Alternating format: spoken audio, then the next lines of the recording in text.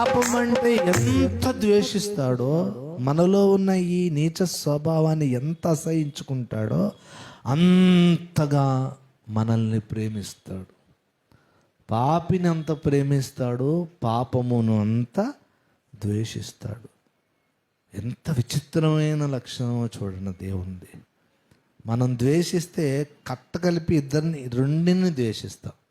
వాడిలో ఉన్న పాపాన్ని ద్వేషిస్తాం, వీడిని కూడా ద్వేషిస్తాం. కానీ దేవుడు అలా కాదు.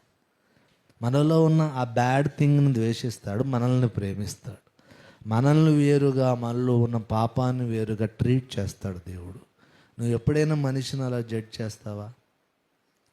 ఈ పాయింట్లోనే ఆ సిస్టర్ తప్పు, మిగిలిన చాలా మంచి అని నువ్వు చెప్పగలవా? ఈ ఒక్క విషయంలోనేనండి ఈ సిస్టర్తో నాకు ప్రాబ్లం, మిగిలినవన్నీ బంగారు అని నువ్వు చెప్పగలవా? మనకి ఏదైనా నచ్చలేదు అనుకో, టోటల్గా మనం వాళ్ళని ఏం చేస్తాం?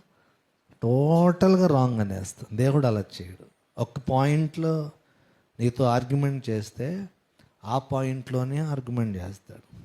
అంత మంచి తండ్రి.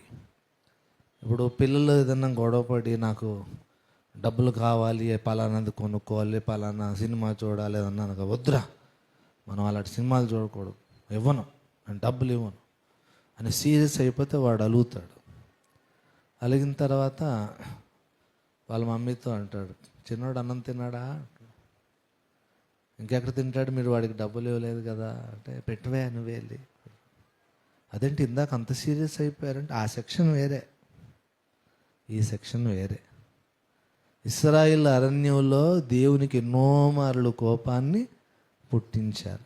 అయినా ప్రతిరోజు తపాలా గిన్నెలు పెట్టుకొని పొద్దున్నే వెళ్తున్నారు. దేనికోసం? మన్నా కోసం. ఏమండి, ఆయన కోపం సపరేటే, ఆయన దయ సపరేట్.